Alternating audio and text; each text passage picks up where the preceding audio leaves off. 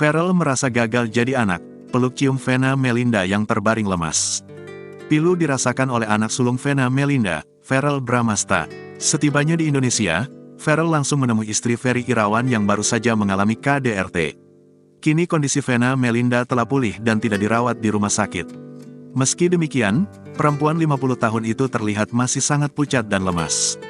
Pertemuan haru Verrell Bramasta dan Vena Melinda diketahui dari postingan terbaru sang artis di Instagram, Rabu, tanggal 11 Januari tahun 2023. Diketahui Vena Melinda sudah keluar dari rumah sakit setelah 3 hari mendapatkan perawatan.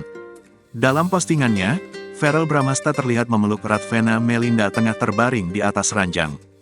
Bahkan Verrell Bramasta sempat mencium kening dari Vena Melinda sebagai bentuk rasa sayangnya.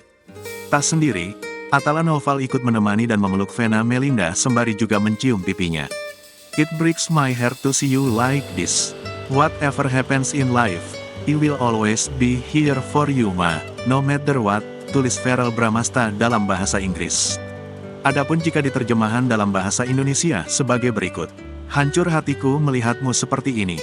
Apapun yang terjadi dalam hidup, aku akan selalu ada untukmu ma, apapun yang terjadi," kata Verrell Bramasta.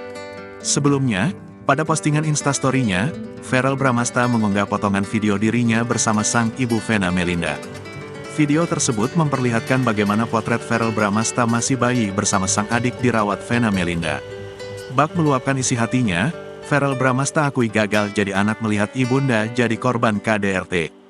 "Rasanya gagal jadi anak kalau lihat mama sedih, sakit, seperti sekarang. Semoga ini bisa buat mama semangat, bangkit kembali, dan selalu ingat.